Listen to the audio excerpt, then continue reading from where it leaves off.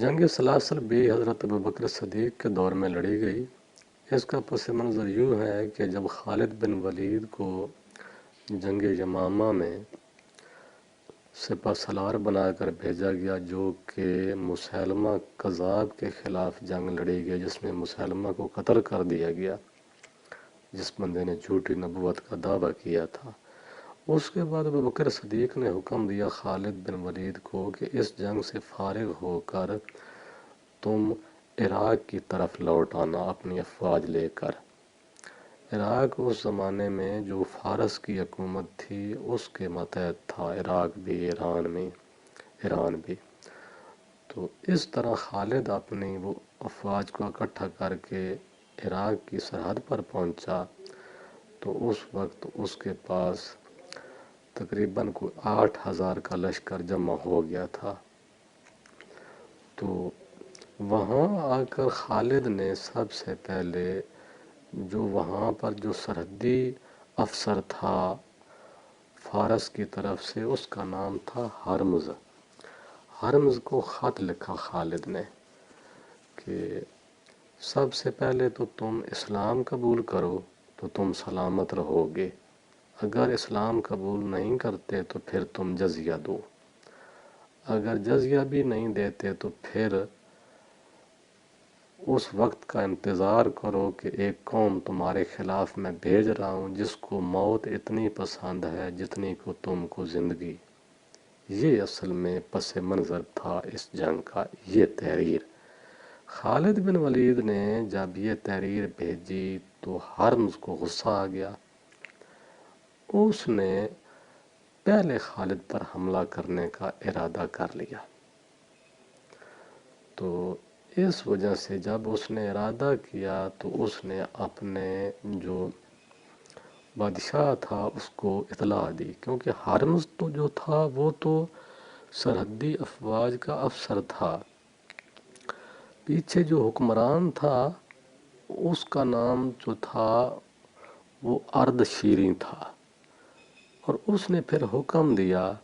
کہ خالد کے خلاف فوجیں جمع کرو اور اکٹھی کر کے اس پر حملہ کر دو۔ اس فیصلے کا جو ہی یہ فیصلہ ہرمز کے پاس پہنچا تو اس نے اپنی فوج کو آگے بڑھایا، مگر یہاں آ کر اس کو معلوم ہوا کہ خالد کا رستہ اس طرف سے نہیں ہے، اور اطلاع یہ ملی کہ مسلمانوں کا لشکر حضیر پر جمع ہو رہا ہے، اس لیے پلٹ کر حضیر کی طرف جھپٹا۔ وہاں پہنچتے ہی اپنی افواج کی صف آرائی کی، محفوظ فوج کے لیے ان 2 شہزادوں کو مقرر کیا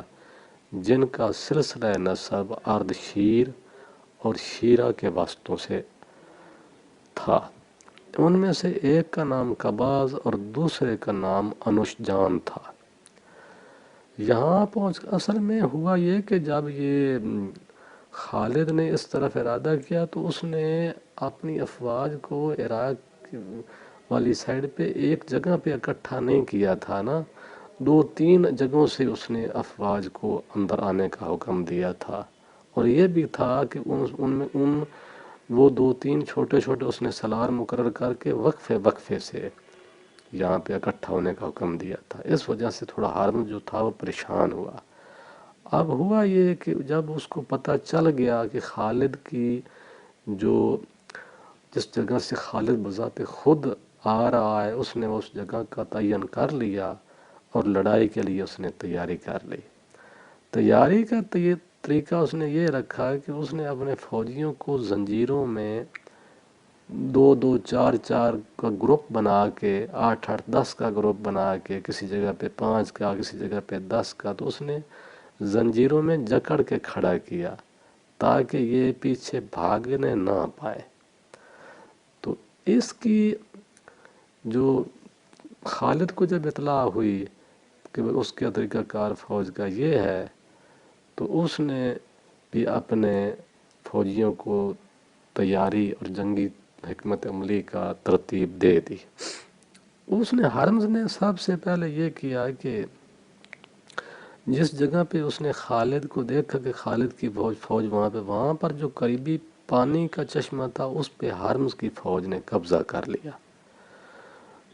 تو خالد نے سوچا کہ وہ باقی لڑائی تو بعد کی ہوگی، اگر یہ پانی پر قبضہ ان کا ہوگا تو اگر یہ ہم سے لڑیں نہ ہی تو ہم تو پیاس سے مر جائیں گے۔ تو اس لیے خالد نے سوچا کہ پھر جنگ کا جو باقی حملے کا انتظار کیے بغیر ان پر حملہ کر دو، اور حملہ کر کے جس جگہ پہ انہوں نے پانی پہ قبضہ کیا ہے پہلے اس جگہ پہ کنٹرول سنبھالو۔ خالد کے حکم سے پہلے حملہ خالد کی فوج نے کر دیا، لڑائی شروع ہو گئی۔ لڑائی میں اتفاق یہ ہوا کہ وہ جو ہرمز تھا اس کا اور خالد کا ڈائریکٹ مقابلہ ہو گیا۔ اس ڈائریکٹ مقابلے میں اللہ نے خالد کو فتح عطا کی، اور ہرمز جو تھا وہ اس جنگ میں قتل ہو گیا، اور اس نے جو قباز اور اونش جان کو بھی طلب کیا تھا وہ بھاگ گئے، اور انہوں نے اپنی افواج کو بھی وہاں سے بھگا لیا، اور باقی جو ان کی فوج تھی وہ بھاگنے لگ گئی۔ خالد نے اپنی فوجیوں کو حکم دیا کہ ان کو تعقب کرو۔ ان کا تعقب کر کے پھر مسلمانوں نے بہت زیادہ ان کا قتل عام کیا، اور ان کا جو مال غنیمت تھا وہ بھی اکٹھا کیا، اور وہ جو زنجیریں تھیں جن میں وہ بندھے ہوئے تھے وہ بھی خالد نے کہا کہ وہ بھی اکٹھی کرو، اور وہ جو زنجیریں اکٹھی ہوئیں وہ ان کو بھی ایک اونٹ جو تھا وہ بمشکل وہ اٹھا کے لایا۔ اور اس لڑائی میں مسلمانوں کو اس طرح فتح ہوئی کہ وہ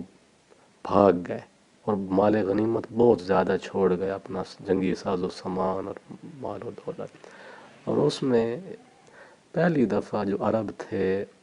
وہ ہاتھی سے واقف ہوئے۔ ہاتھی کہ ایران اور فارس والے جو تھے ان وہ اپنی افواج میں ہاتھی بھی رکھتے تھے، جبکہ عربوں کی فوج میں ہاتھی شمار شامل نہیں ہوتے تھے۔ تو پھر خالد نے وہ جو مال غنیمت میں ہاتھی ایک قابو کیا گیا تھا اس کو بھی مدینہ بھجوایا، اور مدینہ کی جو بوڑھی عورتیں تھیں وہ اس ہاتھی کو ہاتھ لگا کر حیران ہوتی تھیں کہ اتنی بڑی اللہ تعالیٰ کی مخلوق ہے۔ تو اس طرح اس جنگ میں اللہ تعالیٰ نے مسلمانوں کو فتح دی، اور خالد جو ہے وہ سرخرو ہوا، اور وہ اپنی افواج کو پیچھے بھگا کر لے گئے، وہ علاقہ خالی چھوڑ گئے جہاں سے انہوں نے افواج کو نکالا، اور اس علاقے اس جگہ پر خالد نے قبضہ کر لیا، اور وہاں جو گرد و پیش کے زمیندار کاشتکار تھے ان کو وہیں اپنی زمینوں پر برقرار رکھا، اور ان کو ذمہ قرار دیا،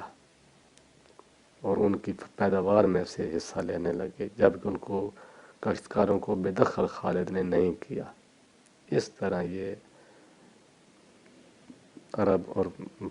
فارسیوں کی جو تھی وہ تقریباً یہ اس جنگ میں یہ سچویشن بنی۔